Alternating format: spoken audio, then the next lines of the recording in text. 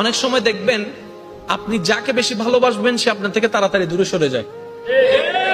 আমি বলছি জীবনে মিলে কিনা দেখেন, আপনি যার প্রতি বেশি আস্থা রাখবেন সে যত দ্রুত আপনার থেকে আস্থা ভেঙে ফেলবে।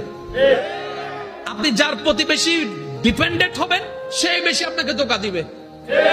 আপনি যাকে বেশি বিশ্বাস করবেন এই দুনিয়ায় দেখবেন যে কেমন জানি সে চেহারায় পাল্টাই ফেলছে, কেমন কেমন জানি ইচ্ছাই হোক অনিচ্ছাই হয়ে যায়। এক কথায় আপনি আমরা এই দিলে যাকে বেশি জায়গা দিই সে কেমন জানি তাড়াতাড়ি দূরে সরে যায়, কেমন জানি তার সাথে আমাদের সম্পর্কটা দূরত্ব হয়ে যায়। এটা কেন হয়? এটার হওয়ার একটাই কারণ, রব বলে যে তোর দিলটা শুধু আমার জন্য বান্দা হিসেবে, তোর দিলটা আমার নবীর জন্য উম্মত হিসেবে, আগে আমাকে আর আমার নবীকে রাখ, তারপরে যাকে যাকে রাখার আমি আল্লাহ সেট করে দিব।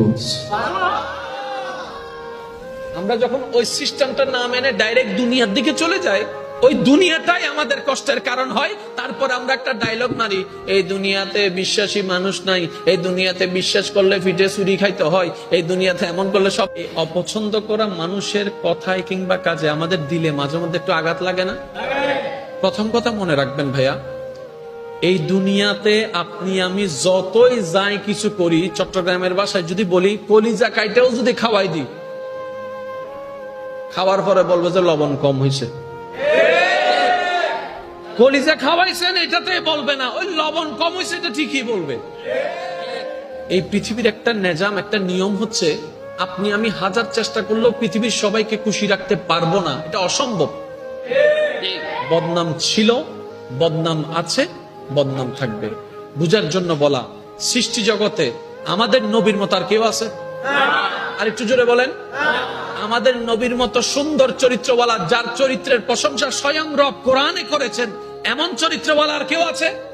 অথচ এই দুনিয়া, এই সমাজ, হাজার মানুষ সাক্ষী সেই নবীর চরিত্র নিয়েও একদল প্রশ্ন তুলেছে, একদল বিরূপ মন্তব্য করেছে।